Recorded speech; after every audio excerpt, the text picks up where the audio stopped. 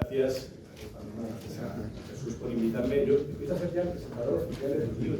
Estábamos haciendo la cuenta, estábamos hablando de cómo lo íbamos a organizar y nos hemos dado cuenta que llevo 3 de 4 de cuarto porque fue la pandemia, ¿no? Eres el Jordi Hurtado de las presentaciones de todas. No debe ser que hablo siempre de sus libros, por eso me vuelvo a invitar. Yo creo que el libro Jesús, lo has titulado no quieren que lo sepas, pero lo podrías haber titulado No quieren que lo entiendas. Porque para mí lo que más me ha gustado del libro, varias cosas, pero una de ellas es lo explicado. Yo voy a explicar. Hay un trabajo importantísimo del periodismo, que es la divulgación, la explicación, la capacidad de analizar y relacionar un dato con otro dato, para hacer no el retrato de un árbol, sino el retrato de un bosque. Explicar de manera muy detallada muchos datos que parece que no tienen relación entre sí, pero que cuando los explicas en conjunto entiendes algo tan complejo como es la realidad, la actualidad, la política española. Y creo que en esto lo que haces en tu libro es, por un lado, ahora después de eso, un repaso a tu infancia y tus orígenes como castellano, como que eres igual que yo, y por otro lado, una buena explicación de algunos de los asuntos a mejorar en la democracia en España, desde las cuotas giratorias hasta los problemas de politización de la justicia, hasta los casos de corrupción, hasta sobre todo al final todo acaba teniendo en común, hasta el rey emérito, todo acaba teniendo en común como los abusos de poder por parte de quien tiene su poder, ¿no? Y haces también un gran elogio al periodismo. Citas a muchos periodistas, hay 2 de ellos que yo quiero recordar porque son amigos, uno de ellos es amigo de los dos, el otro creo que no lo conocías, solo amigo mío, pero que no están hoy aquí, están muertos. Uno de ellos murió de ahí cuando estaba haciendo su trabajo, haciendo algo tan difícil como jugarse tipo por una guerra. Era un periodista excepcional, tremendamente buena persona, generoso, un tío con una capacidad de trabajo tremenda y uno de los mejores periodistas de guerra que hemos tenido en la historia en España. Lo hubiese hecho muy bien en Ucrania, en esta guerra que hay ahora. Y luego hablas también de Félix Martínez, que es un periodista muy poco conocido, que fue uno de los periodistas que destapó el caso Estelí, el caso del juez Estelí, y que fue uno de los fundadores del Diario.es, y que murió de cáncer hace unos pocos años. Y hablas también de algo con lo cual yo me he sentido muy identificado. Hablas de tu infancia en mi pueblo. Jesús y yo nos parecemos sobre todo en esa cosa, en el origen de nuestra historia, que es que los dos nos criamos en un pueblo. Él en Ágreda, en Soria, yo en Torresandino, en Burgos. El suyo es como una metrópoli al lado del mío, que tiene como 3.000 habitantes, el mío son 600 condados. El suyo tiene más vida, sin ninguna duda. Pero creo que es eso que explicas de cómo tu pueblo era un sitio donde al cura se llamaba Don, el mío también. Tu cura era Don Saturio. Yo recuerdo mucho a Don Pelayo. Se le sigue llamando a todas las autoridades siempre se le llamaba Don. Pero hablas mucho de cómo se ve la vida, hablas mucho de tus recuerdos en este pueblo con el cual me he sentido identificado. En eso nos parecemos, pero hay algo en el que somos distintos. Lo estábamos comentando antes de empezar la presentación del libro. Yo soy nieto de un ganadero. Yo soy nieto del lechero. En mi pueblo yo soy el nieto del lechero, que fue el primero famoso en el pueblo, claro, mucho antes de que lo fuese mi padre, lo fuese yo. El lechero, que es mi abuelo, que todavía vive, don José Escolar. Pero a diferencia de tu caso, yo soy hijo de un periodista. Tú llegaste del pueblo directamente a la ciudad con las mismas dificultades que se encontró mi padre cuando vino del pueblo a la ciudad a trabajar. Y no conocía a nadie, no sabía cómo funcionaba nada. Yo lo he tenido mucho más fácil que tú, por decirlo llanamente. Yo he tenido la suerte de que vivir en una casa donde mi padre era periodista, llegó a ser director público después, y una persona que evidentemente a mí, a pesar de los rumores, no me han regalado ningún periódico, como saben bien todos los socios que son los que me regalan el periódico en el que trabajo.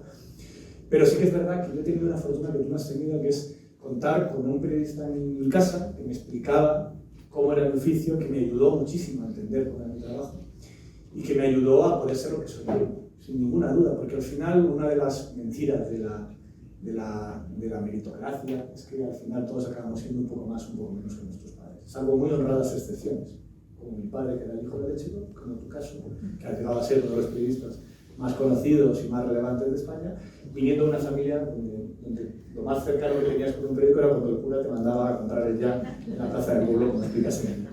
Y me ha gustado mucho eso, y me ha parecido que está muy bien que lo cuentes, que está muy bien que expliques de dónde vienes, porque creo que explicando de dónde vienes se entiende bien lo que haces, lo que has hecho con esto. Y quería dar por ello la enhorabuena. No me quiero alargar mucho más, ya he hablado muy bien del libro.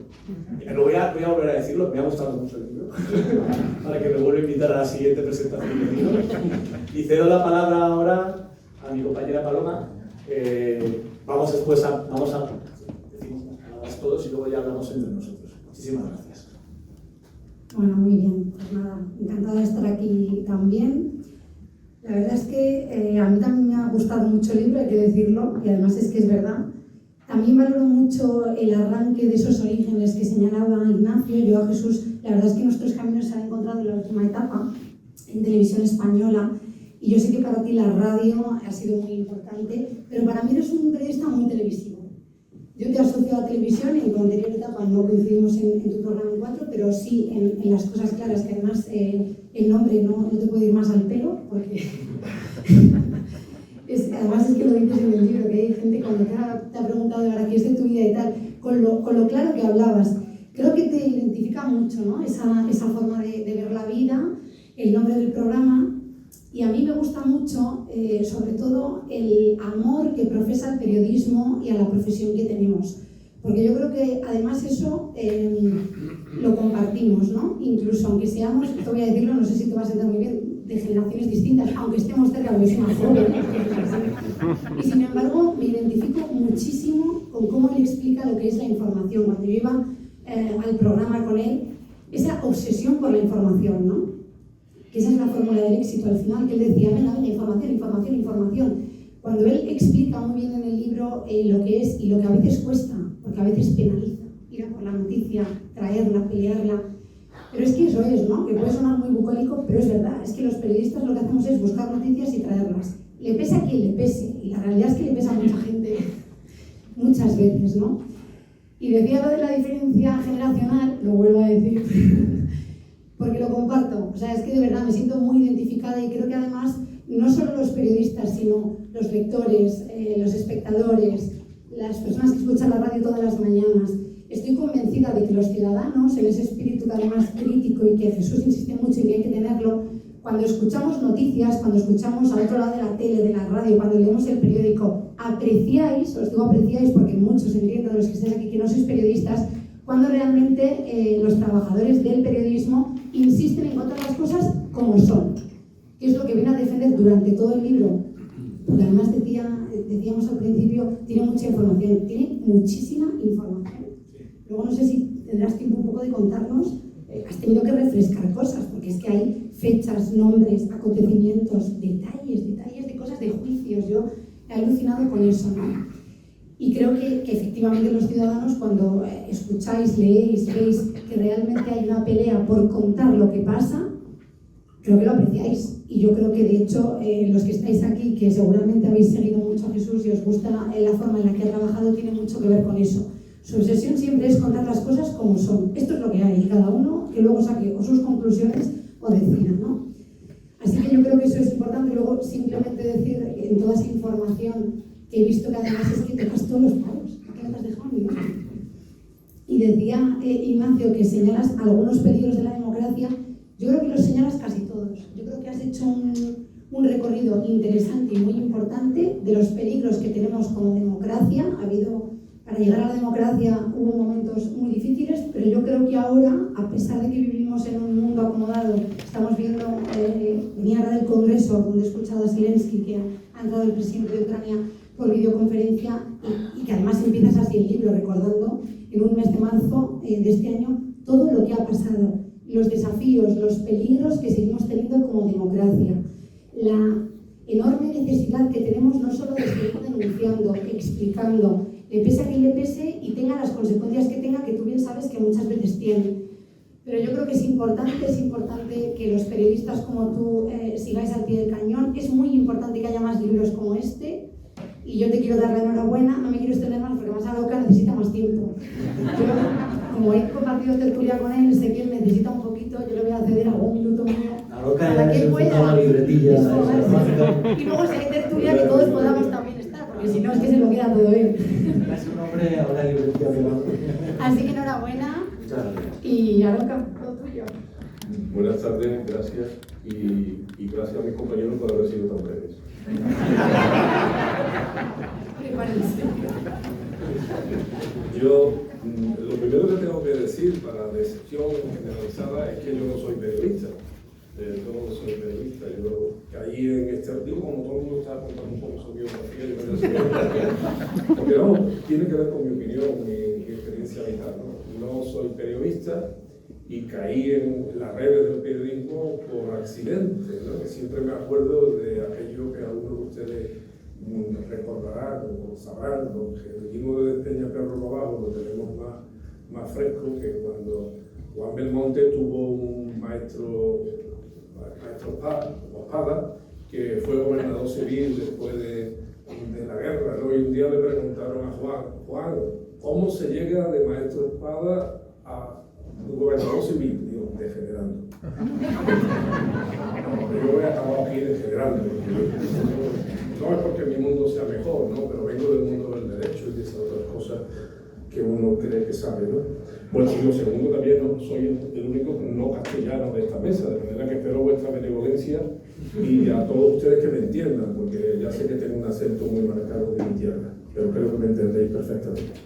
Bueno, mi familia, por tanto, no es tampoco periodista, no es tampoco periodista. Mi familia es, por una parte, del campo, pero no señorito, ni propietario, ni casetero, por cierto, que se ha puesto de moda en España, y ya todo el mundo sabe lo que es un casetero, aunque yo si tuviera tiempo os explico lo que es para que sepáis que todo lo que dice la prensa es mentira de lo que es un casetero. Pero bueno, eso ya sería entrar en el mundo de la burlonimia y eso ya es otra historia, ¿no? Pero no soy ni casetero ni descendiente de terrateniente, soy un alero de muchas generaciones por parte de uno de mi abuelo, porque todo el mundo tiene 4, y por lo otro, querido amigo, vengo de la Guardia Civil y de la policía, de las policías, por tanto, entonces me notará un poco. Y yo no voy a hablar de lo que me ha gustado el libro ni de lo que no me ha gustado, porque lo primero sería... ¿Lo has leído? Lo primero sería... Sí, además te explico una cosa. Lo primero sería peloteo y lo segundo sería una desconsideración. Por tanto, que habla muy bien y lo veo muy mal. Sobre el libro, bueno, últimamente he presentado uno, estoy de moda o estoy de oferta, no sé. Con lo que has cobrado aquí ya tienes para librarte de 12 centavos.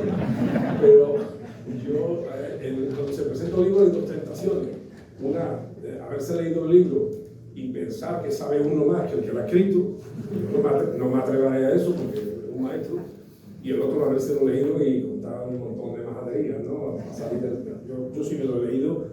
Pero, como he dicho, no voy a hablar de lo que me ha gustado ni de lo que no me ha gustado. Ya voy a decir simplemente, tendremos más tiempo seguramente, de lo que me inquieta.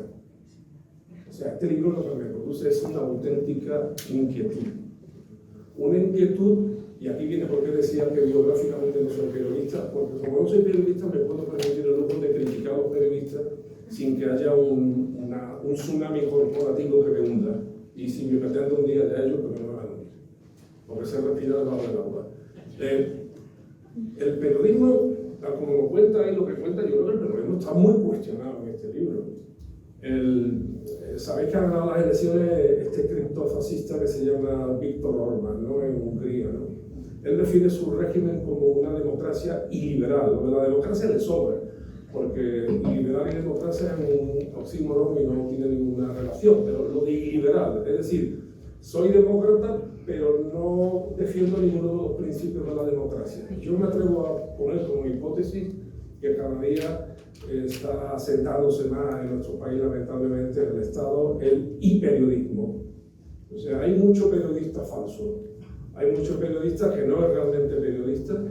Hay que tenga el título a diferencia de yo, de un servidor que no lo tiene, pero hay muchos periodistas falsos. Hay muchos periodistas buleros y hay muchos periodistas antidemócratas porque no defienden las reglas de la democracia.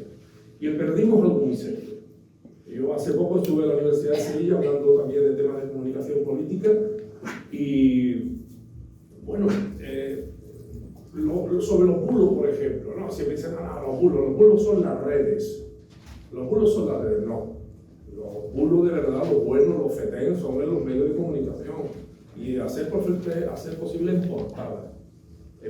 Ahí está donde están los bulos. Estos días hay mucho en el ambiente.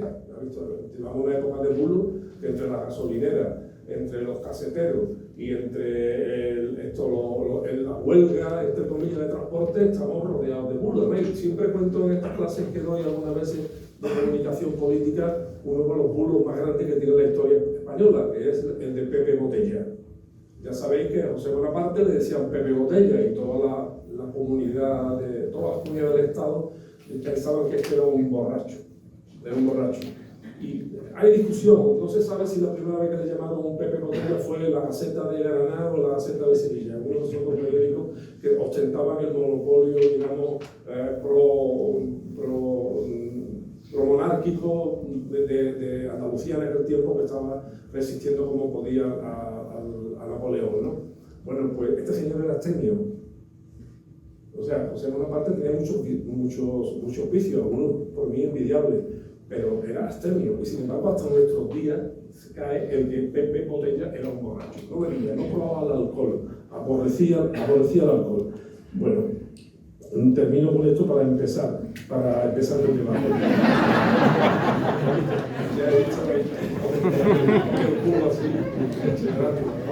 Está en la libreta, Paloma. En la libreta la mayoría de las veces no hay apuntado. El libro está en la libreta. En mi libreta la mayoría de las veces no hay apuntado nada. Lo que pasa es que mi profesor de Derecho, mi maestro, que era don Rafael Illesca, me dijo un día: Javier, no seas osado, no vayas nunca a un sitio malo en público sin papeles porque la gente te va a coger manía. Y por eso siempre voy con una libretita. Bueno, en definitiva, me preocupa lo que pasa con el periodismo, me preocupa lo que está pasando en España en general, porque he contado esto de mi compañera se ha referido a las cosas claras. No ha habido nada más claro que las cosas claras en el orden de lo que estamos hablando, hasta tal punto que antes de que Televisión Española me tocara para que me incorporase a aquel programa, que ya salían publicidades en la televisión, naturalmente la televisión que yo iba a poner, yo veía todos los días que muchos periódicos se metían por el programa. Y yo decía: pero si el programa también ha empezado. Y nada, leña el mono, todos los días, leña el mono. Y la mayoría eran periodistas los que se metían. Y aquí introdujo otro elemento para discutir, porque a mí me parece, bueno, lo primero que dije, digo, en primer momento me iba a meter yo, efectivamente, me metí en un lío. Pero bueno, dice, los periodistas hoy día me lo vayan a perdonar los que son periodistas, siempre no generalizo, obviamente, no generalizo, pero los principales enemigos de la libertad de expresión actualmente en el Estado español, y no solamente por los bulos, sino por otras cosas, por manipulaciones, como por ejemplo, ocultar mostrando. O sea, hay muchas maneras de engañar, se puede enseñar una cosa por aquí, pero la otra viene por aquí. La mayoría de los enemigos de la libertad de expresión hoy día son muchos periodistas, muchos medios de comunicación de este país, que están consiguiendo una visión torticera de la democracia. Todas esas cosas las apunta él, ¿no? Bueno, incluso ha habido una confesión pública de un gran periodista de este país diciendo: nos equivocamos tapando al rey durante 20 años. A buena hora de Inglaterra. Y es que nos seguimos equivocando, tapando al mérito. Yo diría, Javier, no sigo yo diría que son esos que están en el mal y en tumbar a otros son, yo no diría muchos, son algunos periodistas, bueno, que probablemente igual hasta tienen el título de periodista, pero no son periodistas, porque no ejercen como tal, ejercen como sicarios para tumbar a otros periodistas. Eso me he permitido. Dicho esto, por eso yo no diría muchos, yo diría algunos. Por eso yo me he permitido, porque sé que iban a entrar en una fase cuantitativa o corporativa, por eso he dicho que no soy periodista y por tanto me puedo permitir. Además se sabe quiénes son. No, se sabe quiénes son, y además no estamos hablando solamente de periodistas, querido amigo. Estamos hablando de medios de comunicación, que uno cuando se levanta por la mañana se pega un susto. Bueno, y a mediodía y por la noche. Pero por la mañana, sí, pero es que por la mañana, querido Cintora, te cogen a traición, porque estamos medio dormidos, todavía no sabemos abrir el café y leer la primera noticia, escuchar las primeras cosas, dice otro día más, ¿no? Por tanto, hombre, yo comprendo que ustedes digan que son una minoría. Yo creo que lamentablemente para este país hay muchos medios y muchos periodistas que están trastocando de manera importante lo que es una de las grandes libertades, las que soportan el resto de libertades de un sistema democrático, que es la libertad de expresión, y desde luego no nos está está yendo bien con ese tipo de periodismo. Y ahora sí termino de verdad. El cuarto poder. Cuando estudiamos, yo también lo he enseñado en mi clase, me vamos a hablar del cuarto poder. El cuarto poder. ¿Por qué es el cuarto poder? Porque el cuarto poder ejerce un control en un sistema de check and balance, de controles y equilibrio. El cuarto poder ejerce un control sobre los otros poderes. Y yo soy el monseñor de Correa. O sea, no ejerce ningún poder. La mayoría de los medios de comunicación, a los que yo me estoy refiriendo, no a la minoría, naturalmente, que ejerce su profesión con dignidad y con sentido de la democracia, la mayoría de esos medios de comunicación no es que sean el cuarto poder, es que son el poder. Son un brazo del poder, son una proyección del poder, sea de la oposición, que es el caso de la mayoría de los casos actualmente, y en algunos casos también de la proyección del poder, en este caso sustentada, por ejemplo, por un gobierno. Pero bueno, ya me puedo decir que yo creo que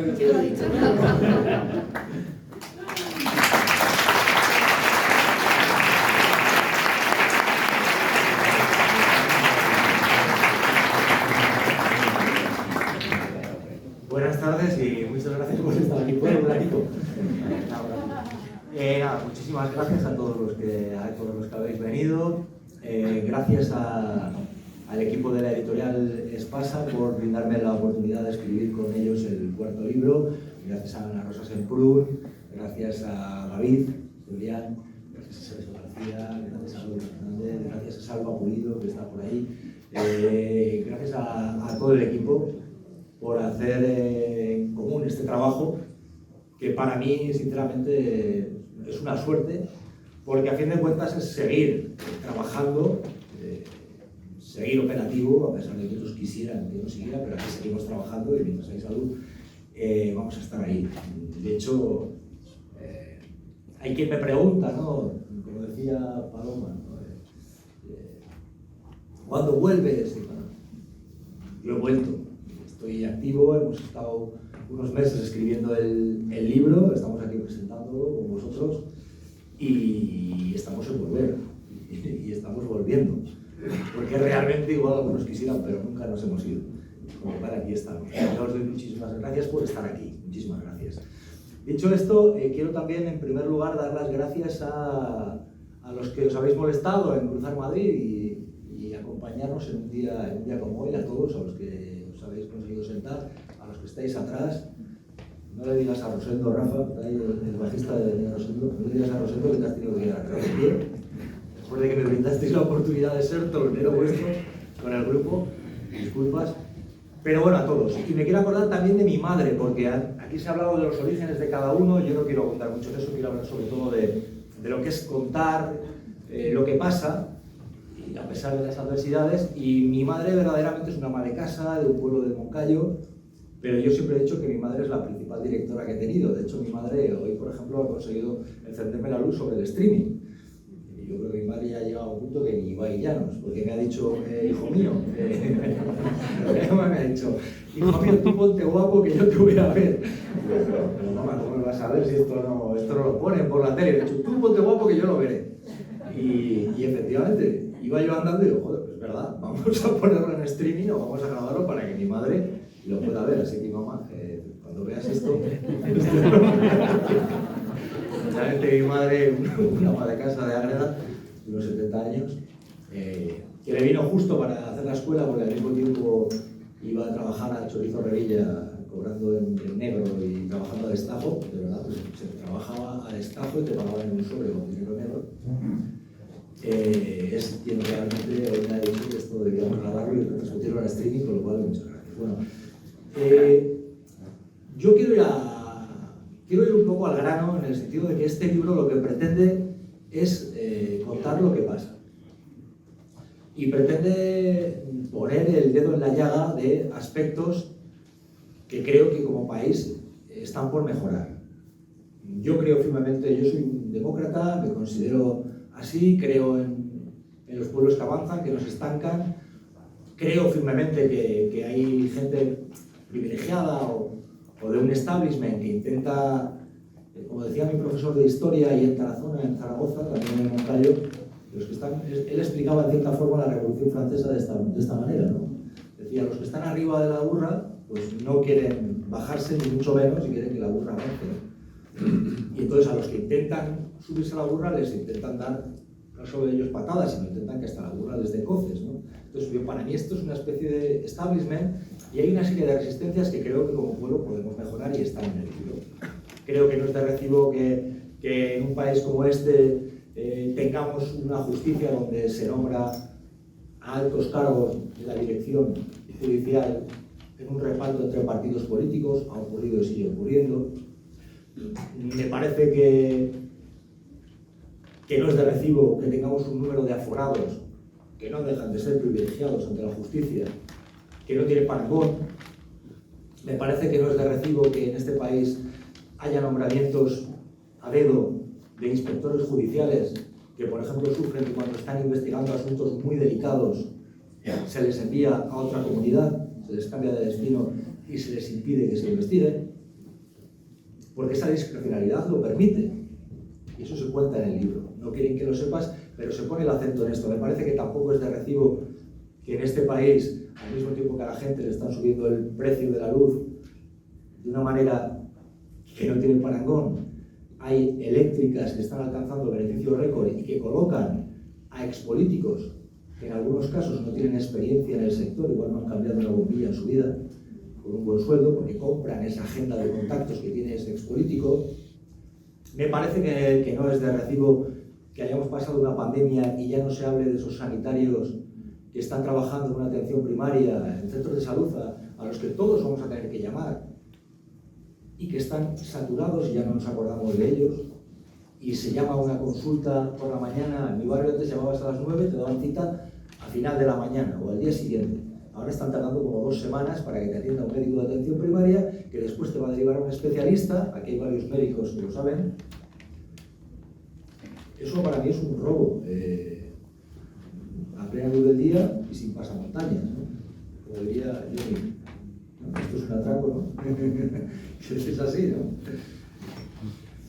Entonces, este tipo de cosas yo creo que hay que denunciarlas, igual que otras más, igual que tenemos, a mi modo de ver, hay mucha gente buena haciendo periodismo. De hecho, esto está cambiando. Yo creo que la comunicación de hoy en día, en 5 o 10 años, no la va a conocer ni la madre que la parió, porque las nuevas tecnologías están avanzando de una manera tremenda y están ahí. Pero sí que es cierto que luego hay gente pues, que actúa para impedir la pluralidad en los medios de comunicación. Nosotros, el primer día que empezamos en el programa de televisión española, yo dije, estamos aquí porque simplemente queremos ser una voz más. Una voz más. Sabía por qué lo decía, porque efectivamente había quien ya llevaba tiempo, incluso antes de que yo fichara, ya estaba intentando reventar la historia, ¿no? Pero esa simple pretensión de ser una voz más se cayó, se silenció, se tumbó. Entonces yo sí creo que la pluralidad es muy positiva. Aquí estoy ahora mismo con Ignacio Escolar, con Paloma Esteban, que trabajan en entornos digitales. Yo por la mañana, uno de mis hábitos es mirar toda la prensa digital. Igual tengo aquí como, ¿qué puedo tener? Como 30 cabeceras, desde el ámbito nacional al regional, y me parece maravilloso que exista esa pluralidad en los digitales. ¿Por qué no puede existir esa pluralidad también en los programas de televisión que ahora te hace hoy? ¿A quién lo impide? ¿A quién le perjudica? Y ya sé que tener una televisión o un proyecto televisivo es muy caro y que hacerlo rentable tiene sus condicionamientos, pero a veces hay otros factores que impiden que haya otros programas. Entonces yo creo en esa pluralidad, creo en una sociedad que avance, creo en una sociedad que tenga muchas voces, que no silencia ninguna, que no la calle. Y luego creo en contar historias. Yo a fin de cuentas presento un libro porque soy el hijo de un ganadero, de una ama de casa de un pueblo, que en la escuela tuvo la enorme suerte de coincidir con un profesor que se llamaba José Vilda, que se sigue llamando José Vilda, aunque él ahora igual no sea muy consciente de lo que ve, pero sigue viviendo con sus problemas de salud. Y me empezó a enviar artículos de prensa al diario de Soria, y su mujer, que era doña Encarna, que me dio clase en tercero de GB, me brindó la oportunidad de hablar en la radio con 9 años. Y José Vilda, que era mi maestro de lengua, me animó a amar las letras y a amar el periodismo. Y luego no voy a contar todo, pero es verdad que tuve la suerte, y por eso creo que he conseguido escribir un libro, yo, con esa forma que tenía de escribir, que era, yo creía que sabía y tal, pero era muy barroca, llegué a la universidad, me enseñaron, yo aprendí bastante, creo que tuve la suerte de coincidir con gente maravillosa, coincidí con mi compañero David Beriain, por ahí está Sergio, que sabe que con David he formado, me obligaba a oírlo emocionarme y llorar cuando hablé de David, porque no tengo derecho a eso. David, que hizo la primera, ¿te acuerdas cuando fuimos a Radio Pamplona? Me hizo la primera foto como periodista, cuando íbamos a hacer aquellos boletines, que todavía la guardo, cuando hizo la primera foto por el grupo de rock, cuando vinisteis a Zaragoza. Luego terminaré esta intervención rindiendo homenaje a David contando la anécdota del Chrysler del Pío XII. Entonces, tuve la suerte de que luego, trabajando mucho, sacando unas notas que me permitieran acceder a unas prácticas en la SER, dando mis tubos, acabo trabajando en el equipo de Iñaki Gabilondo. Y con Iñaki había que escribir muy rápido y muy conciso y no cometer errores porque era muy exigente. Y ahí es donde, en buena medida, desarrollo un estilo que me permite escribir libros como este, de esa forma concisa, con precisión, con agilidad y con rapidez para hacer este tipo de libros. Y coincido también en lo que defiendo, que es el periodismo de rigor, currado, muy trabajado, de no cometer errores con los datos, exigente, que tenga un esfuerzo, pero al mismo tiempo ameno, dinámico, ágil. Tener capacidad de, está pasando, lo contamos. Me parece fundamental en los medios de hoy en día. Tener esa capacidad de lo que pasa, contarlo. Y no ser cerrado, no tener esa cerrazón de decir, no, tiene que ser solo la información pura y dura. Para mí, contar la actualidad es muchas cosas. Es contar una noticia política, pero también es contar la meteorología, también es hablar de asuntos de salud, también es hablar de temas de consumo. Por aquí está Jesús Soria, por aquí está el doctor Infante, por aquí está Javier Roca, por aquí está Paloma Esteban, por aquí hay tanta gente. Pero para mí es contar lo que pasa, pensando siempre en escribir libros o en hacer programas para el público, porque yo sí creo que el trabajo del periodista es hacerlo para la ciudadanía y hacer programas o escribir libros para el pueblo, para la gente, para el ciudadano. Sí ocurre que a veces hay políticos que confunden eso con el hecho de tener que hacer programas o libros para los políticos. Y entonces a veces pues, se sienten cómodos y actúan. Pero yo creo que el político, que es una parte de la ciudadanía, es una parte y también hay que hacer programas para ellos o libros para ellos, pero no son ellos exclusivamente la ciudadanía, son una parte de la ciudadanía. Pues yo sí creo en hacer estos trabajos para el ciudadano, conectar con la gente. Efectivamente, también por la calle hay veces que me dicen esto de es que hablabas muy claro, es que hablas muy claro. Pues claro, de eso se trata, pienso yo, de hacerlo claro, conciso, como decía Iñaki, cortito y al pie. Y al poder ser vivito y alegre. Ese es el tema. Entonces, por ahí lo concibo y por ahí lo entiendo. Y la pretensión de este libro es esa. Entonces, grosso modo y a modo de conclusión, hay una introducción que reivindica los orígenes, que reivindica la cultura del esfuerzo, que reivindica a aquellos a los que nos ha costado pues una serie de codazos estar ahí, igual que a otros muchos. Hablo de mi abuelo sí que sabe lo que era esto, que era peón de albañil y tuvo que irse de España después de la guerra para trabajar y demás. Pero es cierto que desemboca en una serie de factores de la sociedad que nos ocultan y que van desde el rey emérito y su corrupción hasta la justicia, la agencia tributaria, la policía, el periodismo, la sanidad, todo aquello que creo que como sociedad tiene que avanzar. Y voy a terminar, como decía, contando una anécdota para recordar a David Beriain, ¿no? Con un mensaje de esperanza. David, y como sabe Sergio que está aquí, pues los tres compartimos momentos en Pamplona y estudiamos y otros. Hay una anécdota posibilista partiendo del hecho de que es muy doloroso cuando conoces a alguien y te dicen por un pinganillo en un programa en directo, sin saber el vínculo que tienes, han matado a un periodista en el extranjero. ¿Qué periodista? Y te dan el nombre. Y te dan el nombre.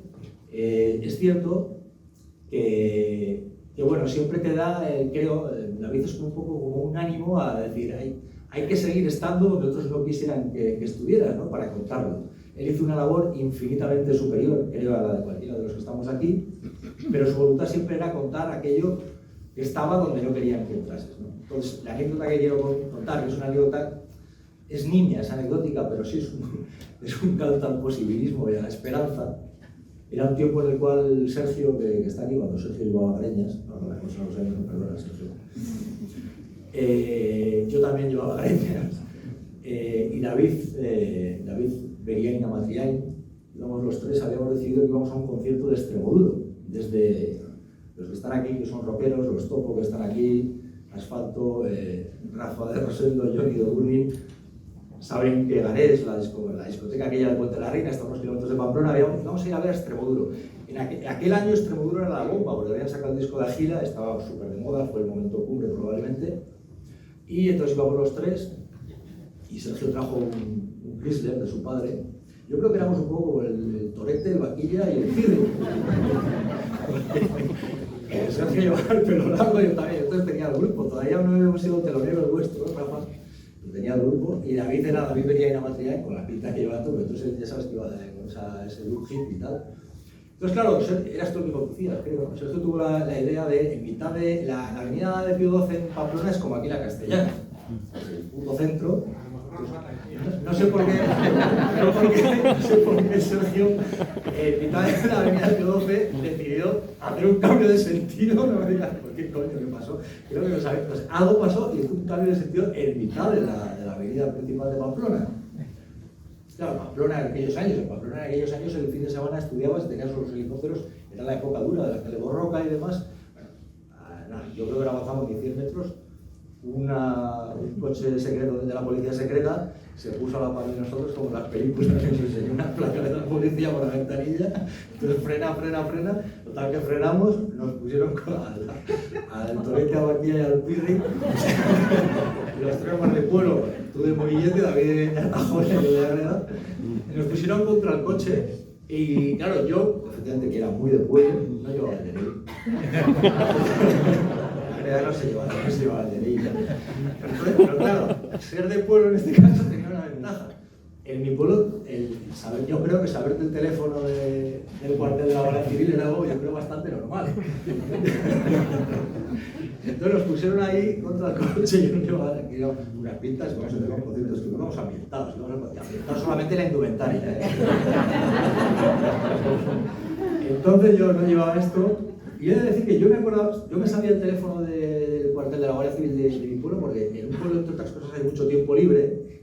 Cuando éramos pequeños, con aquellos teléfonos de la ruleta, a veces nos distraíamos en llamar a la policía y a la Cruz Roja porque te respondían y te sentías importante por haber llamado a la policía. A mí realmente me gusta contar estas historias, más que hablar de política y hablar de música. Yo ahora contaría una tertulia con Jiménez y Laina y con Johnny y el Rafa, pero bueno. Total, lo pusieron contra... Entonces yo les dije, no llevo el DNI, pero podéis llamar al cuartel de la Guardia Civil de mi pueblo, que doy el teléfono. Me miraron pensando que les estaba vacilando. Llamad a este teléfono y tal, y efectivamente debieron llamar porque vinieron ya y nos dijeron, tranquilos. Entonces, no os olvidéis del final. Íbamos a un concierto de Extremoduro en Puente de la Reina, que está a unos cuantos kilómetros, ¿verdad, Rafa? Y claro, no llevábamos entrada. Entonces ya, no te voy a contar todo eso, que tampoco es. Yo no lo llevaba ni por sí. Era un Chrysler, insisto, como el del Torete, pero era un Chrysler de pequeño, ¿no? Un Chrysler viejo de tal. Entonces llegamos ahí y nada, después de todo el periplo no había ya entradas. Quedamos ahí jodidos, porque es un canto a la esperanza. Nos quedamos ahí plantados, había un mogollón de gente, nos hemos quedado sin entradas después de qué puntada, tal. Verían que quería que fuéramos a su pueblo en Artajona, David, que pueda descansar y luego acabamos de Artajona. Y entonces, en mitad del mogollón, cuando ya todo parecía imposible, nos íbamos a quedar sin ver el grupo del momento, todas las hazañas que habíamos tenido, de repente, de estas cosas que pasan en la vida, hay como una tromba, así de golpe, la gente empieza a empujaron todos de golpe y entramos todos, arrastraron nosotros lo empujamos, nos dejamos llevar, arrastraron a los de seguridad, ¿verdad? Y de repente nos dejamos llevar en la estampida aquella y estábamos dentro del concierto de Estrasburgo. Una nube solo física. Yo no había fumado. David tampoco, además no está para defender eso, que va a descansar. Esto es un... Tampoco que tienes hijas, realmente no. Esto es un homenaje, como creo que le hubiera gustado a David, con sentido de humor y un canto a la esperanza. Al final conseguimos meternos en el concierto de ahí estuvimos. Y hubo más, David consiguió que después, tantas de las no sé qué hora de la madrugada, fuimos a Artajona. Había que ir a Artajona y ahí fuimos a Artajona, el pueblo que aquí recuerdo y que rinde homenaje a David Eriain. Y luego hubo una más importante.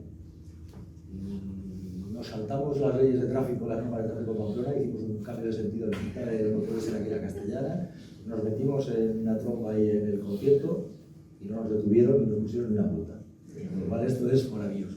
Pudimos contarlo y sinceramente, David, prefiero quedarme con eso, con aquellos tipos de periodismo y con otra cosa que él siempre tenía, que era el hecho de contarlo, de estar ahí, de tener vocación, de no dejarse tumbar por ninguna adversidad y de fin de cuentas, como a él le gustaba decir, y el concierto maravilloso, ¿sí? Maravilloso concierto de la época gloriosa y con el Iñaki Antón poniendo en vereda ahí a Robbie Iniesta, que ya la cosa parecía que iba en serio y lo bien.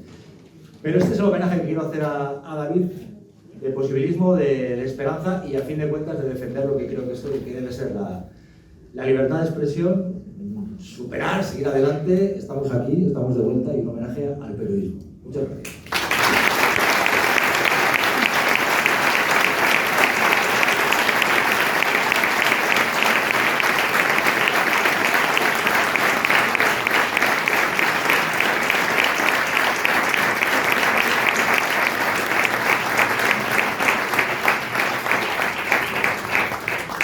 Y a partir de ahora, no sé, Lola, si... Sí, luego, si queréis hacer alguna pregunta, ellos están dispuestos a contestar.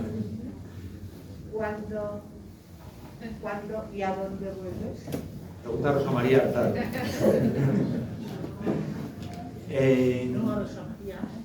Yo sigo apostando por... Rosa, respondo a Rosa y luego ahí si parece, ¿vale? Yo sigo apostando por hacer periodismo, por contar historias y por trabajar y este libro tiene esa voluntad. El libro nos ha llevado unos meses, ha habido un tiempo también para la reflexión, ha habido un tiempo sin duda para pensar en proyectos y para decidir volver. Y estamos. Realmente venimos de una etapa en la cual los que estamos aquí lo sabemos. Para mí es maravilloso un tío de Ágreda, para empezar, para uno de Ágreda, estar aquí presentando un libro y ver ahí, le dirían el Skyline. Pero mi madre, la Marilula Carrasca, no va a saber, el Skyline no va a entender mucho de la mujer, pero sabe perfectamente si le digo que desde aquí se ve la florinata del Marín, incluso hay un bandero, hay una bandera, hay un color, hay mucho brillo. Es decir, que está muy bien estar aquí y para mí, para un chaval de Ágreda, hecho con un equipo maravilloso, que está aquí, por cierto, en buena medida, a los que les doy las gracias, un programa en televisión española. Cuando yo te veía a ti, Rosa María, en televisión española, ¿quién iba a pensar que uno de Ágreda, que nunca iba a estar ahí? Con lo cual, sí, era la gran Rosa María Artal, que sigue siendo. Es decir, imagínate uno de Ágreda, del pueblo ahí, que de repente lo va viendo que toca con el Rafa, con Rosendo ahí en el camerino. Guardo la foto de Rafa, me amenazo con ello. Es que yo aquí a Rosa María Artal, pues imagínate, pero no de Ágreda. Pues yo de verdad, para mí haber estado en televisión española es algo, es muy bonito. Y el equipo que hicimos todavía más. O sea, he tenido la suerte de trabajar con gente de verdad. Está por aquí Pedro Revaldería o Juanra, que son productores de Cuarzo, de Mandarina, que hemos hecho programas con Carreca de Manta, con las mañanas de 4, y ellos saben que hemos tenido la oportunidad de trabajar con gente cojonuda. Sinceramente, incluidos ellos de los que intentan aprender un montonazo, porque está aquí Rodolfo Irago, que fue,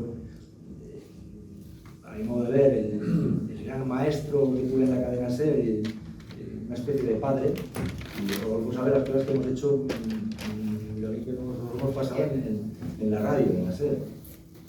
Entonces, para mí, haber vivido eso es una oportunidad fantástica y, lógicamente, pues ya está, a mis 45 años, de eso se aprende y estamos aquí para volver en forma, que yo sepa, absolutamente, y con voluntad de seguir haciendo cosas. Y oportunidades hay un montón, no se le puede poner puertas al campo, como muchos de ellos quisieran. Allá ellos. Venga, más. Yo quería preguntar,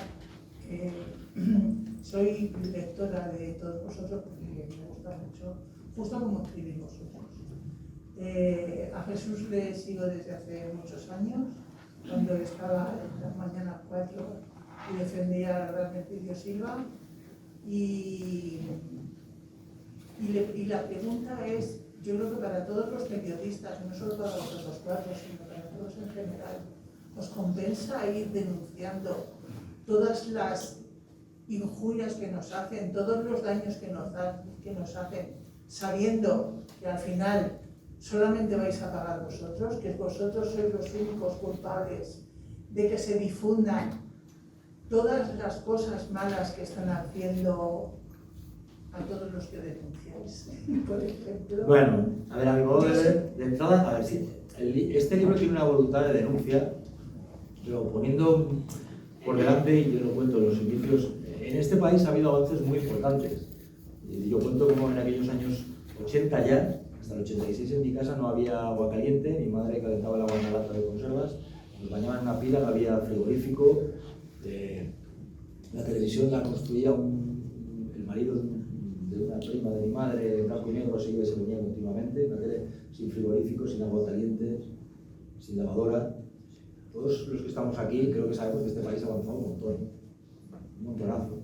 El país, comienzos de los 80, finales de los 70, ahora hemos avanzado un montón.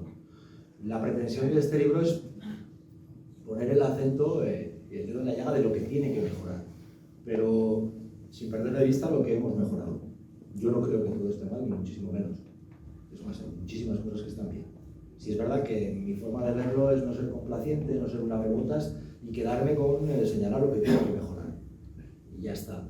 Y luego, pues en el periodismo hay mucha gente que no ha pagado ningún tipo de represalia y que está ahí y que la vida realmente, mira, putada a putada es lo que le pasó a David Griain. Putada a putada es, en fin, no te quiero aburrir, muchas cosas. Entonces aquí estamos y ya está, no hay más historias. Estas cosas pasan y allá ellos de los que toman. No sé, Ignacio, como lo ve, que es un periodista, director de un medio experimentado. Los que pagáis son vosotros, las denuncias. O sea, Y mucha gente denuncias pierde. una cosa que está mal hecha y al que castigan es a ti por denunciarlo. Es que eso es una cosa... Sí, pero a veces entiendo. créeme, no es tanto por eso, como porque hay gente que no quiere que estés ahí. Y no es por haber denunciado. Igual es porque solamente... Sí, ya está. Hay gente que no entiende la competencia, hay gente que no entiende que pueda haber gente que hable de determinados temas que molestan, y ya está. Pero no somos tampoco, insisto, una putada es lo que le pasó a David y una putada es lo que tuvo que hacer mi abuelo de irse a Francia para mandar algo de comer a mi madre, que estaba trabajando con Sabañones, haciendo chorizos en Relilla para que le pagaran un sobre y los llevaban como el ganado en furgonetas que entonces no había en autobuses. Pero bueno, es decir, siempre es bueno relativizar y ser consciente de esto. Ignacio. No, yo creo que lo has explicado muy bien. Yo creo que afortunadamente en España el precio que pagamos los periodistas es muy barato. En otros países y dentro del periodismo, en otras especializaciones que no son las de denuncia de corrupción o periodismo político, que pues, sí, pues te acuerdas que pasaste 3 años imputado por relaciones secretas, como me pasé yo 2, por el tema de Cifuentes. Pero yo estaba tranquilo, dormía bien, porque sabía que tenía razón y afortunadamente la justicia sí nos lo dio a Pero lo verdaderamente heroico es lo que pasa en América Latina, lo que pasa en México, por ejemplo, donde el porcentaje de periodistas asesinados es brutal.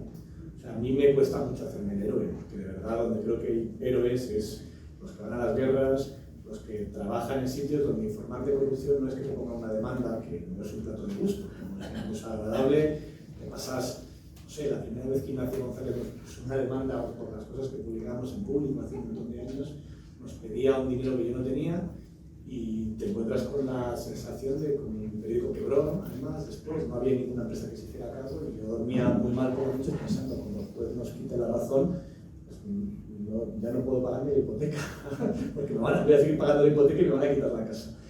Pero donde de verdad te la juegas no es en España, de verdad, te la juegas en México, donde por contar casos de corrupción, no digo ya de narco, que eso ya es para héroes, es informar sobre el narco en algunos países. Pero hablar simplemente de corrupción significa que te pueden pegar 3 tiros, porque te pueden detener y meterte hacerte una detención ilegal o secuestro, como le pasó a una periodista mexicana, Lidia Garrido, que es espectacular su testimonio en una obra de teatro, pero también lo explican. Eso sí que es tener valentía, o ir a la guerra. Yo creo que hay grados, y yo tampoco quiero quitar, no quiero denostar todo, es verdad que hay grados, desde perder la vida a perder el trabajo, que eso sí ocurre, y yo sé lo que es perder el trabajo. Lo que pasa es que sí que es cierto que hay que mirar hacia adelante y relativizar, porque conocemos a gente que ha perdido la vida, que no justifica que debas perder el trabajo por ello. Y hay gente que también lo ha pasado mal, hablaba Ignacio de lo que es el poder de gente poderosa, gente mafiosa, que quita del medio a otros, o que les intenta matar la vida, asustarles. Aquí está Rodolfo Irago, al que nombraba, o Pilar Velasco, y saben lo que es también, que les metieran miedo con el tema de González. Esa es la historia, sí es cierto. Yo sé lo que es que me quiten de programas que, por cierto, hay que remarcarlo, iban muy bien de audiencia. Me ha ocurrido en las mañanas de 4, me ha ocurrido en las cosas claras, nos ha ocurrido en las cosas claras, nos ha ocurrido en las mañanas de 4. Y eso sí, es una vergüenza que pase, porque son programas que tenían muy buena salud, que tenían... Mira, el programa de las cosas claras hubo quien intentó tumbarlo llevándolo a competencia, diciendo que era un programa informativo y que no se podía hacer. A nosotros nos encargaron una producción con una productora y con Televisión Española. Y esa fórmula pusimos a trabajar, nos dejamos la piel, tanto a la gente de TVE como a la gente de la productora. No iba bien, lo llevaron a competencia y competencia dijo, por ahí está lo que dijo, No se habló mucho de esto porque convenía hablar de lo malo para tumbarlo, dijo. Es un programa de actualidad de servicio público. Se puede seguir haciendo. Siguieron, dale que te pego y tumbarlo, sí. Javier. No, yo quería decir una cosa porque a mí me llega mucho retorno de cosas que tú has planteado, ¿no? Y yo creo que la gente que nos dedicamos a la comunicación, incluso a la manera accidental, tenemos una retribución que es inapreciable, ¿no? Y es aquella que devuelve la gente por tu compromiso cívico y tu compromiso democrático. Y eso es una retribución que es la que muchas veces te anima a seguir en este campo, ¿no? Porque dices, bueno, yo no solamente estoy ejerciendo una profesión o una actividad profesional como otra cualquiera, sino que hay una especie de interacción emotiva con la gente que te escucha, y la gente que te lee y la gente que te ve. Contaré una anécdota brevísima. En un programa que yo iba, que acababa de madrugada, un día tuvimos un debate durísimo sobre el Valle de los Caídos. Cuando el Valle de los Caídos todavía no había ni idea de que fuera a dejar de alojar al dictador, ¿no? Forestier, una cosa durísima, por cierto, contra periodistas, ¿no? Entre periodistas, digamos, una cosa durísima. ¿Cómo no sería el debate que se produjo? Que cuando me levanté, digo, ya no vuelvo más a este programa. Digo, no vuelvo más, no lo soporto más. Y yo fui. En aquellos tiempos yo me quedaba en un hotel que está muy cerca de la estación de Atocha, hay un semáforo allí muy grande, muy ancho, para que lo conoceréis, ¿no? Cuando me levanté por la mañana muy tempranito, para irme a Sevilla, había un día así neblinoso, me levanté no por votación, me voy andando, y de pronto cuando voy al semáforo había una señora muy mayor, muy pasita, muy viejecita, diría yo, ¿no? Y yo veía que se venía para mí, no había más gente en la calle, nada más que esa señora y yo. Y yo veía que se venía para mí, como lo macho de la semana. Me dio perdón, pero yo pensaba que venía a pedirme. Y entonces, me llama por mi nombre, me dice, Javier. Y me dice, anoche te estuve escuchando en el programa de televisión en el que estuviste peleándote en el tema de Valle de los Caídos. Dice, en nombre mío, de mis padres, de mis parientes y toda aquella gente que está enterrada en ese sitio y los que sufrieron la represión franquista, te tengo que dar las gracias. Y me dio 2 pesos y se fue. Y yo cuando se fue ella se me puso la carne de gallina y dije, Javier es un mierda. El sábado viene otra vez lo tengo.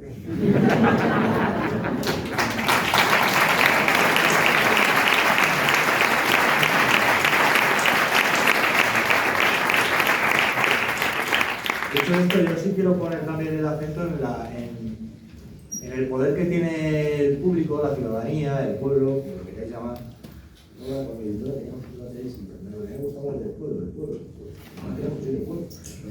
pueblo, la ciudadanía, la gente, de realmente actuar para que las cosas cambien o para que las cosas mejoren. Es decir, la cultura yo creo que es una herramienta para combatir eso. Leer yo creo que es fundamental, y estamos aquí presentando un libro y estamos con una editorial que a mí me ha brindado la oportunidad de hacer el 4.º libro, cosa que les agradezco. No solo eso, sino que me persiguen para que escriba y escriba y escriba, con lo cual yo estoy enormemente agradecido. Y creo que lo que cada uno puede hacer, que es, por ejemplo, leer, es una herramienta. Hay otra más. Hemos hablado de programas de televisión de los que nos han quitado. Y la herramienta que tiene el público de ver esos programas, de pedir que esos programas estén ahí, de seguirlos, de no ser un rebaño, de no estar domesticados. Hay quien quisiera en este país y en el mundo en general que todos fuéramos como ovejitas, que paráramos y que fuéramos detrás de un flautista y llevarnos para hacer lo que quisieran, ¿no? Que fuéramos gente dócil todos y qué bien, qué guay, ¿no? Yo creo que incluso en los propios partidos políticos, yo creo que se ve mucho últimamente en las redes sociales, se cultiva mucho el tema de o conmigo o contra mí. Y todos ahí, oh, qué bueno este presidente o esta presidenta, sin ninguna capacidad de autocrítica. Yo animo a que la gente sea aquí autocrítica y que sea crítica con el partido al que votaron si es menester. Así de sencillo. Yo últimamente veía y me removía las tripas. Yo he pasado muchas horas en el camión con mi padre, ¿no? Y hablo con gente del campo y sé lo mal que les está pasando, que cosas de la corrupción no se hablan. Aquí en las ciudades prácticamente la gente no tiene ni idea del dinero que se está perdiendo ahora en el campo por los precios de los piensos, el precio de la luz, la sequía. Mucha gente igual hay que enterarse ahora de lo que pasa con los transportistas, que hay una especie de llaman uberización. Las plataformas, las tecnologías tienen muchos beneficios, pero hay gente que hace portes, viajes a precios irrisorios. Se tiene un montonazo de horas, el peligro que tiene estar en la carretera. Yo que he dormido con los pies de mi padre en el camión, en el suelo, cuando mi padre se iba quedando dormido, porque se iba quedando literalmente dormido con la radio y tal. El esfuerzo que supone eso es tremendo. Pues a mí me revuelve las tripas cuando veo a gente que hay una protesta. Y seguro que habrá de 10, pues igual hay no sé cuántos puede haber que están ahí porque tienen un interés político de no sé qué partido. Pero hay mucha gente en el campo que están ahí porque realmente lo están pasando mal. Entonces a mí me interesa el problema que tiene esa gente, no el partido al que vote. De la misma forma que soy plenamente consciente de que cuando ha habido un problema y gobernaba la derecha, pues claro que ha habido partidos de izquierda que han intentado sacar rédito de la protesta de la gente que estaba ahí. Igual que cuando gobierna la izquierda, pues hay partidos de la derecha que pueden intentar. Y seguro que también hay gente que de forma espuria tratan de calentar eso, seguro. Pero yo animo a la gente. ¿Hay un problema o no hay un problema? Esa es la gran pregunta que hay que hacerse cuando hay una movilización. ¿Hay un problema de subida del precio de la energía? ¿Hay un problema de precarización? ¿Lo hay o no lo hay? Yo creo que lo hay, ¿no? Pues entonces habrá que estar con eso. Es decir, el sentido común, apoyar eso y estar con esa gente. Sobre todo y entre otras cosas, porque si aquel político o aquel periodista que no esté con esa gente va a permitir que otros ocupen ese espacio. Y a lo mejor esos que ocupan ese espacio y que están al lado de esa gente que lo está pasando mal, sí que tienen un interés espurio y un interés, de llamarle maligno. Pero claro, van a ocupar el espacio que tú no estás ocupando, que es el del sentido común de la necesidad de esa gente. Pues yo reivindico eso, estar con los problemas de la... Como ciudadano, pues estar con el sentido común, con los problemas que puede tener uno y tener un sentido crítico. Entonces este libro sí es un libro crítico, pese a quien pese, le guste y le guste. Pero es lo que hay, es mi forma de verlo, y así concibo el periodismo, y así soy, y así seguiré, y no lo cambiaré.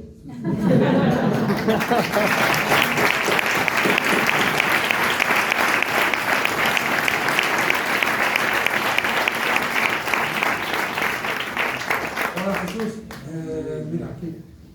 Sí.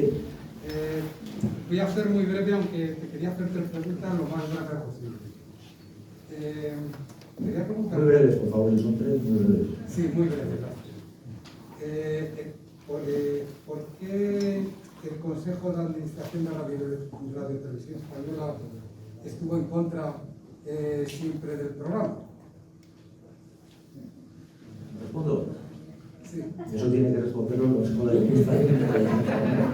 Yo aquí lo que puedo hacer es defender que hay un equipo que hizo un trabajo que se nos encargó, y un programa que ahí está, que veía en el público, que gozaba de muy buena salud, y cumplido que se nos encargó. Era un programa con un servicio público eminente, y no solo de esta mujer. Pero ya lo que decidiera el Consejo, eso tiene que decidir el Consejo.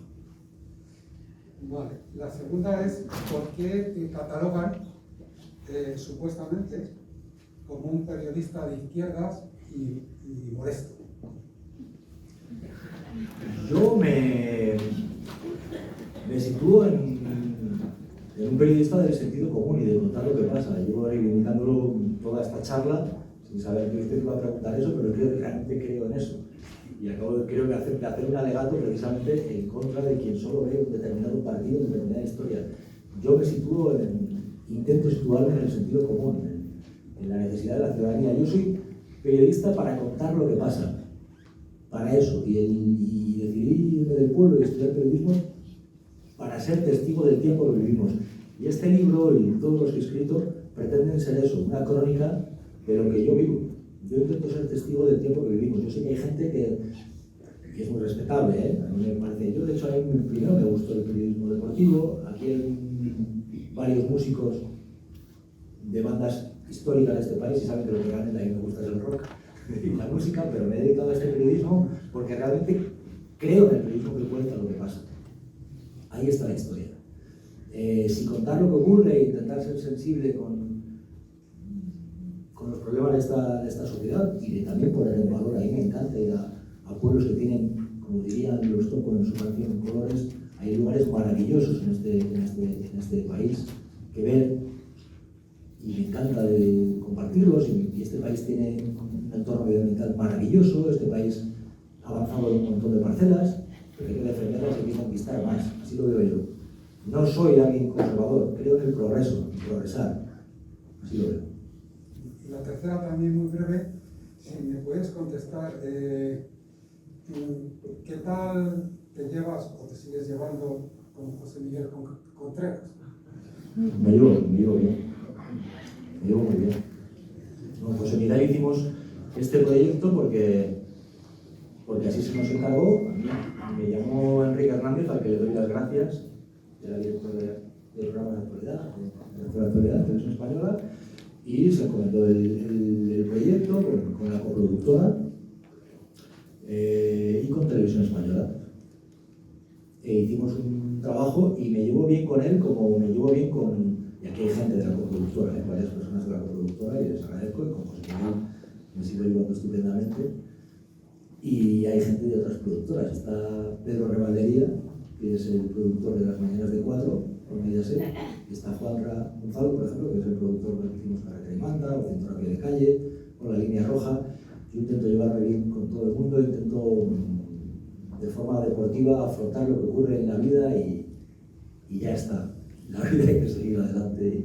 Al final, lo importante es la salud, creo que parece un tópico, pero es la realidad. El libro termina diciendo esto, precisamente. Mi abuelo siempre en el pueblo, peón de albañil, cuando en el pueblo se encontraba con alguien, decía, ¿qué vida llevas? Me decía, ahora, ¿qué vida llevas? Y en esas pocas palabras, ¿cuánta verdad había? Lo importante era el tipo de vida que tienes, cómo estás, cómo te encuentras. Eso es lo más importante. El resto son avatares de la vida, los que hay que aprender para bien, para mal y para regular. Bueno, una última pregunta porque es muy tarde y yo creo que tenemos que cerrar después de esta pregunta. Vale, buenas tardes, Jesús. Sí. Pues primero, enhorabuena por el libro, me parece una pasada, un chorro de información pues, muy importante para que gente que normalmente no podemos acceder a él, pues podamos acceder de una manera sencilla. Y luego, pues gracias por seguir también en la tarea, pues, tu profesión, ¿no? Quería preguntarte cómo puede ser posible que programas con menos audiencia sigan estando ahora mismo en Televisión Española. ¿Qué piensas tú de eso, de que programas que tienen menos audiencia sigan estando en Televisión Española y el tuyo, cuando tenía una audiencia pues, muy buena y a la gente le gustaba y lo quitaron? Y si piensas que coincide, o sea, la coincidencia con hacer Sombra a Ferreras ¿Es casual o no es casual que te quiten por eso? Bueno, no sé si es una pregunta de vida, si te molesta. Hay rumores, ¿sabes? Hay algo has dicho, como diría mi amigo Revilla, has tocado un nervio por ahí que ha hecho que además el dentista toca la muela. No, a ver, vamos a ver. De entrada, mira, yo quiero hacer un canto en el libro. Digo que hablando del periodismo, creo que se podría decir muchas cosas, pero creo que podríamos decir, hay dos noticias, una buena y otra mala. ¿Por cuál empiezo? ¿Por la buena o por la mala? Vamos a empezar por la mala. Vamos a empezar por la mala. La mala sí, pues puede ser que en el periodismo hay gente que tiene intereses espurios, sí lo hay. Hay gente que tiene una situación muy precaria, la hay. Hay gente que mete mano en el periodismo, incluso el periodismo se ha prestado, como decía Doca, ¿no? Se ha prestado también a ese mangoneo y a ese mamoneo, como diría de verdad en el disco, el disco de Recibo, veo mamoneo, lo hay mucho mamoneo. Yo creo que debería haber, y antes lo he dicho, más, ojalá, hubiera más voces, todas las que pueda haber, no sé si le tiene ninguna, pero yo me voy a quedar con lo positivo. Y lo cuento en el libro, ¿no? Cuando a veces doy alguna charla para los estudiantes les digo esto. Lo positivo es las posibilidades que hay de hacértelo tú mismo. Y menciono a los punkis, los músicos que hay aquí lo saben, los punkis, y aquí hay hubo un montón de bandas, incluso no punkis, ¿verdad? Que se compraban el instrumento y empezaban a tocar, se tocaba eso de hacértelo tú mismo. Ahora, con las nuevas tecnologías, hay unas posibilidades tremendas de que cada uno ponga en valor algo que no te pueden arrebatar, que es la creatividad, la imaginación. Yo creo, humildemente, que mi principal activo en la vida, en la profesión, no ha sido tanto los programas que he hecho o los he presentado, sino mis ideas. Las ideas que creo que tengo, la creatividad, la imaginación. Yo los equipos con los que he trabajado siempre he intentado decirles esto. Nuestro principal activo son las ideas, la creatividad. Ahí es donde tenemos que ser los mejores, para innovar, para mejorar, para modernizar. Yo creo firmemente en eso. Entonces ahora, las nuevas tecnologías yo creo que brindan esa ocasión. Y lo repito, el periodismo en 5 o 10 años no lo va a conocer ni la madre que lo parió. Porque está cambiando muchísimo y porque hay gente muy buena. Mira tú, hasta mi madre, la hija de la Milagros, la Carrasca, que murió, me acuerdo ahora de mi abuela. Mi abuela Milagros o mi madre, Marilu, veían ya cosas sobre mí. Mi madre a veces, ya te digo, es que es más que ibaiyano, yo creo, pero mi madre con un móvil en el pueblo se entera de todo, se entera de noticias que ni yo sé. Han dicho sobre ti esto, no sé qué, pero mamá, para bien y para mal, porque también veo muchos bulos que se publicaban para hacerme daño y tal, y claro, entonces, las nuevas tecnologías son un chorro de aire fresco, total, y eso yo creo que abre posibilidades a hacer un montón de cosas, a la pluralidad, a la innovación. Nos está cambiando y nos va a cambiar. Eso es lo que creo. Entonces ya te digo, si algunos conseguimos ser teloneros de Rosendo y nos compramos una guitarra y no sabemos hacer ni un acorde, pues yo defiendo la profesión, defiendo formarse, yo creo firmemente en la carrera. Yo aprendí un montón haciendo la carrera. Sergio, que está aquí, que es compañero, que era compañero de David, lo sabe, lo que aprendimos. Pero sí creo mucho en la creatividad, en intentar avanzar, en no estancarse, en modernizar, en ir contra lo rancio, en eso. Y luego, respecto al otro, vuelvo a lo que dije el primer día y a lo que dijimos la gente que estábamos allí. Y éramos un equipo de TV y de la productora. Queríamos ser una voz más y queremos ser siempre una voz más. Yo reivindico que haya muchas voces. Y ojalá, ya digo, igual que yo por la mañana me levanto y leo el diario.es, leo el periódico de España, leo el Confidencial, leo Público, leo el ABC, leo hasta el Heraldo de Aragón, leo el diario de noticias de Navarra, leo un montón de La Voz de Galicia, leo un montón de cabeceras de aquí y de fuera. Pues ojalá en programas de televisión hubiera la mayor pluralidad y que nadie pretendiera tener el monopolio de la actualidad. Creo en eso, en la pluralidad, en que seamos muchos y no silenciar con una voz. Ya está, nada más. Y nada. Bueno,